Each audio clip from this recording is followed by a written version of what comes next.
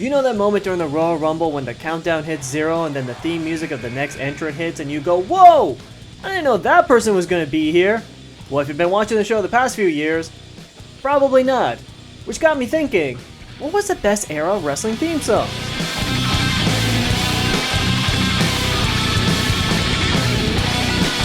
Nothing pops a crowd harder than a proper theme song in the world of professional wrestling. The feeling of excitement when Seth Rollins' Burn It Down fills an arena, the glass shattering announcing the arrival of one Stone Cold Steve Austin, and of course Teddy Long's Mac Militant letting us know that the person in the ring will soon be going one-on-one with The Undertaker! Good times. Good times. This is a sport that got its start in the carnival scene, so the stats and facts are a little bit hazy, but the first person credited with coming out to the ring to a theme song was Lord Patrick Lansdowne, whom back in the 1930s would saunter down to the ring accompanied by the song God Save the King. However, using music as a distraction to apply the most devastating move in all of sports entertainment, the surprise roll-up, actually goes back further than that. Cranking the music as a distraction wasn't always just to get a W in the ring. Sometimes a crowd member was being unruly and had to be taken care of, so they would tell the band to just play super loud, and then they would take care of that crowd member. The 50s gave more attention to theme songs, with both former NWA Women's Champion Mildred Burke and Gorgeous George being accompanied to the ring with entrance songs. Gorgeous George would use a song called Pomp and Circumstance, which would later be used by Macho Man Randy Savage, and every single graduating class from that point forward. With professional wrestling not being just a North American thing, neither are theme songs. The first promotion to give all of their wrestlers theme songs was actually a company out of Argentina called Titans on the Ring, and this was a company that was well ahead of its time, already feeling like 1980s WWF all the way back in the 60s, having over-the-top characters such as a mummy, La Momia, who would eventually have to go one-on-one with a dark version of itself, La Momia Negra, a type of match that feels like quite the undertaking. They were also the first promotion to put out a musical album. Instantáneas on a ring, el álbum. Siente la emoción de la promoción lucha libre más grande de Argentina, desde la comida a tu propia casa. ¿Quién? ¿Es ese que viene por el pasillo? ¿El papá o el vikingo? El tío Hasara extraño extrañamente. ¿Si era porque estás quieto? ¿O maten cada día again? ¡Dios míos! Desde el baño escucho la tema de Gaetano Evono. Pensé que tu vida estaba perdido de tunda rusa. ¡Ja, ja, ja, ja! Está perdido en tunda rusa. Pero puede estar contigo en casa con el Titanes on the Ring. Solo on vinilo. In North America though, theme songs didn't really become a big deal until the 80s, which brings us to our first era, the Wrestlemania Era. Or the Federation Era, or the Golden Era, basically when Vinnie Mac took over in the 80s. Back when stars like Sergeant Slaughter, Ultimate Warrior, Nikola Volkov were all on top. And for a first era of theme songs, pretty good. Some would probably say this is the best era. The theme songs during this time were iconic and still recognized today. I mean, you know exactly who's coming out when you hear the guitar slide for Bret Hart, or the Patriot pop rock jam that is Hulk Hogan's Real American, or the What a Rush of the Road Warriors. And let me tell you, it was a rush. And the wrestlers at this time were involved in their theme songs too. I mean, we all know that Shawn Michaels sang Sexy Boy. Then you had $1 Million Man putting his stank all over It's All About the Money. Even Hillbilly Jim came out to a bluegrass banger that he sang himself. Now granted, all of these aren't the most intimidating of songs, but they conveyed the personalities of the people behind them. Even the bad ones, like I'm a Mountie for the Mountie. It's obnoxious, just like he is. The music during this time was so good that they even put out the first of many albums in 1985, aptly titled The Wrestling Album. For the first time ever, the biggest superstars in the business go head to head in the recording studio. Get rowdy when the Piper lets you know that he's for everybody. Take your ABCs to the RCAs when Captain Lou Albano teaches you Captain Lou's history of music. And you know you can't have a microphone in the room and leave the mean one out of it.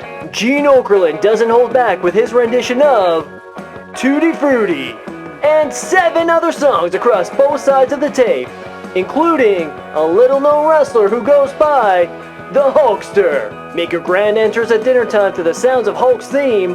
Hulk's theme! Find them all in one place, available on cassette, 8-track, and this newfangled thing called the compact disc. Available at your local Camelot Music, Tape Road, Musicland, or wherever you purchase your music. Captain Lou Albano you might know better as the live-action Mario from the Super Mario Bros. Super Show, but he was also a wrestler. and friends with Cyndi Lauper.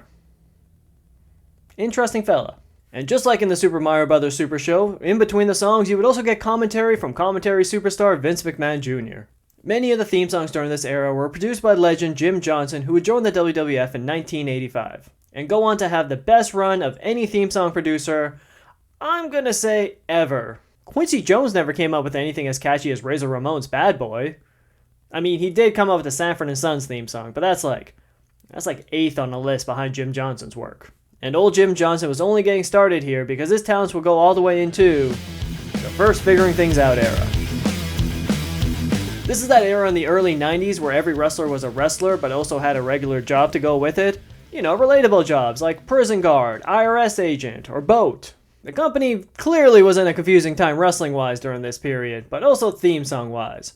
It did give us The Undertaker's iconic Rest in Peace, but it also gave us Isaac Yankum's theme song, which was just a dental drill over some waiting room music. Now that's a gimmick that needed to be burned to the ground. Another era marked by another album, this one called Wrestlemania the Album, which was not at all well received. But it did give us the Slam Jam, a song that was mostly wrestlers saying their catchphrases, including The Undertaker, over a funky 1989 hip-hop style beat. WWE might have been a bit lackluster musically during this time, but do you know who wasn't? WCW and ECW, who were more than picking up the slack. WCW had NWO, who alone probably had the best theme song of the entire era. And then they had a second best theme song of the entire era when they split off into the Wolfpack. If you were at WCW and somehow weren't involved in the NWO, which by the end of their run wasn't very many people, you still probably had a really good theme song. Sting had the Crow, Harlem Heat had the Rap Sheet, and Goldberg.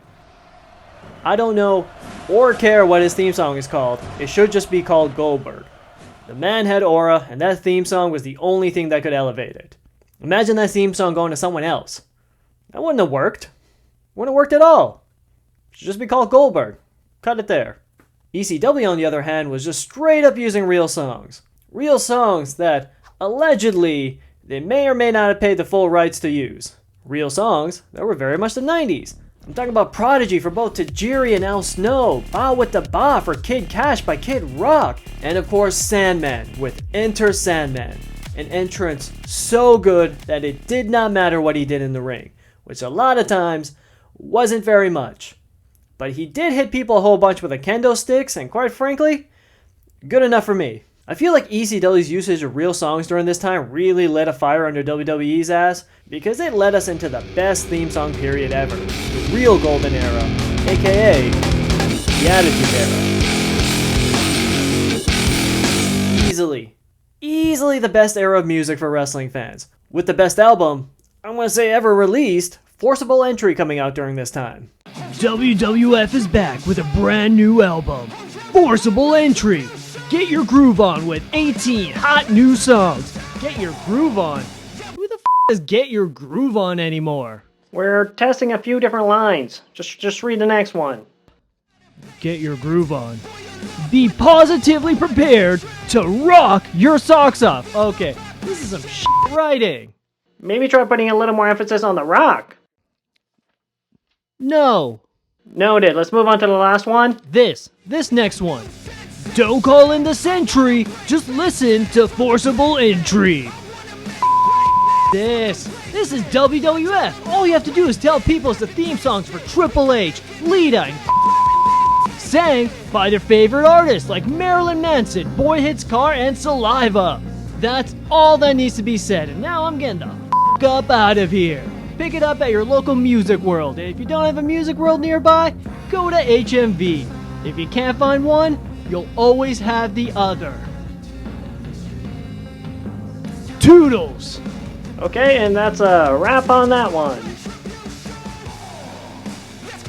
I do still listen to this album to this day, so I might be a little bit clouded by nostalgia, but that's just because it's such a perfect CD. It introduced me to so many amazing new bands like Seven Dust, Boy Hits Car, Finger 11, and it featured artists I already like the greatest rock band in the world, Limp Bizkit. The only band good enough to do The Undertaker's theme song. This wasn't even the only CD like this released during this time. Whereas Forcible Entry was mostly rock, 2 years prior we got treated to WWF Aggression, which was all hip-hop.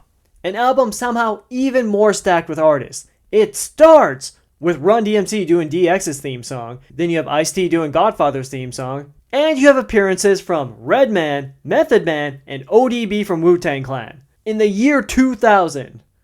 The height of their popularities. This feels like a good time to say live in the moment because you really don't know what you got till it's gone. Having real artists doing real songs really elevated the most beloved time of professional wrestling to something just even more memorable. No wonder it lives in so many people's nostalgia. Stacy Keibler used to come out to a song by ZZ Top. That's the kind of thing that sticks with you. And WWE was very committed to music at this time, even signing the band Neurotica to their own in-house label, who would go on to put out 3 albums themselves before disbanding. Putting out 2 full genre-defining albums was somehow not enough, because during this time they also started making compilations called WWF The Music. These albums consisted more of the regular theme songs, but would occasionally have outside artists come in and do a song or two. Like Oddities by rap superstars Insane Clown Posse, or Pie by country superstar The Rock. It's The Rock's solo recording debut, and he's got something to say about his favorite dish, pie. Jim Johnson at this point had cemented himself as the greatest theme song producer of all time. He was so good that they put out an anthology of all the songs up until that point, called Anthology, which was basically just Jim Johnson's greatest hits. And he wasn't even done yet. He was making songs all the way into the Ruthless Agression Era. This is widely seen as the cooling down point for the WWE, but there's still a lot of good stuff going on. I mean, you had the SmackDown 6 tearing it up on SmackDown, even though they did get rid of the fist. Brock Lesnar was becoming the next big thing, and you had the return of wrestlers singing their own theme songs. Well, one wrestler specifically. And his name is John Cena! Who didn't just write one theme song, who didn't just write 2 theme songs, but put out a whole ass album. An album, depending on your taste, has at least 5 good songs on it, including my favorite, Bad Bad Man, which should have been #1 on the Billboard charts, which was a fun song and had a fun music video to go along with it, parodying the A-Team featuring Gary Coleman. How is that not #1 song material? John Cena put out a classic album himself, but WWE also put out a solid follow-up to Forcible Entry, almost called Forcible Entry 2, in Reckless Intent, featuring the likes of Killswitch Engage doing CM Punk's theme song, Theory of a Dead Man doing a cover of Judgment Day, and of course Saliva, back at it again, with Batista's I Walk Alone. If you happen to live in Japan or buy the CD at Walmart, you also got the bonus track Rise Up by Drowning Pool. Remember when bonus tracks were a thing? Back in the day when you would hear a song on the radio, really like it, and be like, whoa, I should go buy a whole CD for $18.99. And then you listen to that CD. And it wasn't always worth $18.99. Sometimes the best song was just the one you hear on the radio. We really had to gamble on that back in the day. Of course, you could just go to Walmart.com and listen to samples of everything. And sometimes that was enough. You just hear the samples and I'm like, alright, I think I get it. At this point, WWE had been firing on all cylinders for like 30 years. There's no way that could change, right? The second figuring it out period. Okay, things did change and they got a little bit worse. Between 2008 and 2016, WWE was in kind of a transitional phase, going from the Attitude Era to what we have now. And the music during this time kind of started to fall off. The wrestlers had to work extra hard to get over with what they were given. Like the New Day, who I absolutely love and loved during their rise, but that's a flat song that they're coming out to. Luckily, they had enough personality that they could probably just walk out to, let's say, a dental drill over some waiting room music and make it work. The Shield probably had the best theme song during this period, but I would argue it only works because of the native phonetic spelling of Shield at the beginning and the whole group coming through the crowd. Otherwise, it's a pretty repetitive song, and that's kind of the problem during this time. It was just all loops. Bland, instrumental, sounding too much like each other loops. This period would unfortunately mark the end of Jim Johnson. From making music in the WWE, not from like life or anything. I'm pretty sure he's still alive. Pretty sure. But it would mark the beginning for the CFOs, spelled with a $, a producer duo who would take on the theme song responsibilities from 2016 to 2020. This era also marked the end of full albums being put out, with WWE The Music Volume 7 going strictly digital, and then everything after that going straight to streaming. Do you like theme songs? Great! Listen to them on Apple Music for only $18.99, or $1.99 per track if you don't want to buy the whole thing. Go do it! I guess you don't have to care about the quality of theme songs when it's just a streamable single. Now, I don't want to completely poo-poo on the CFOs. They did put out some good theme songs, and eventually hit their stride during the NXT era.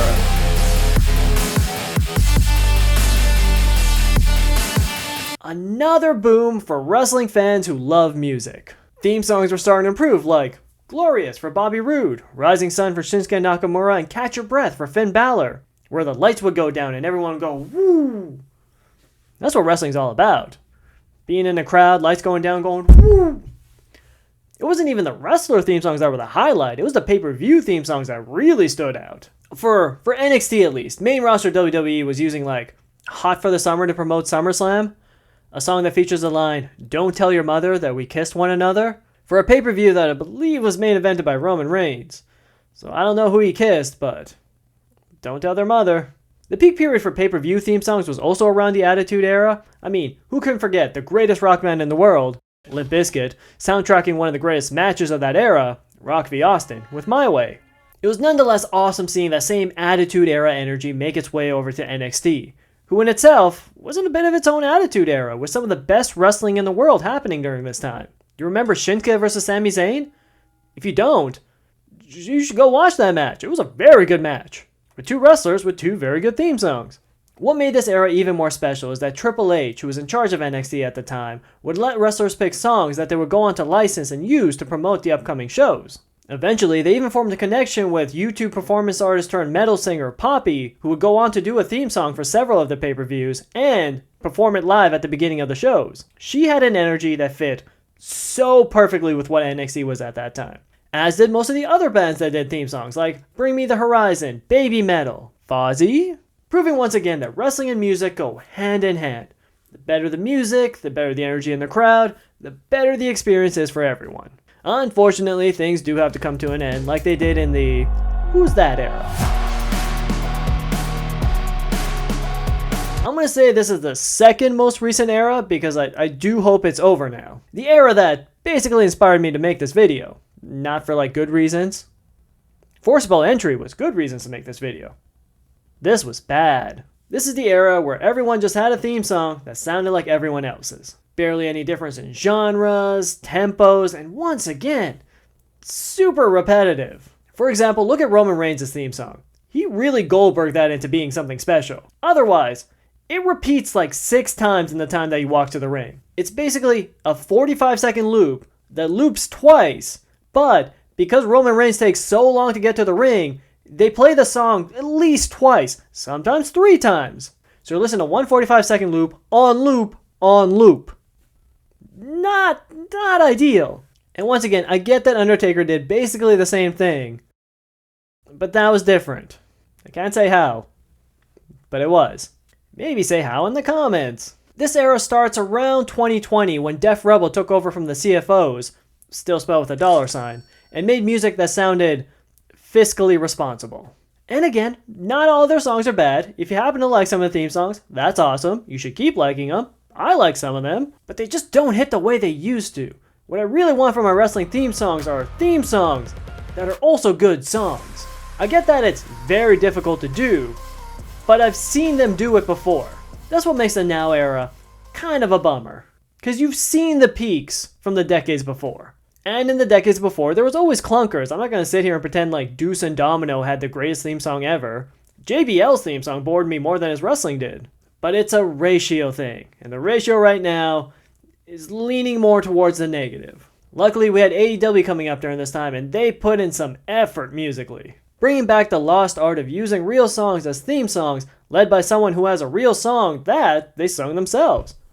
Chris Jericho, the greatest sports entertainer of all time. And I will not be giving breath to any arguments to the contrary.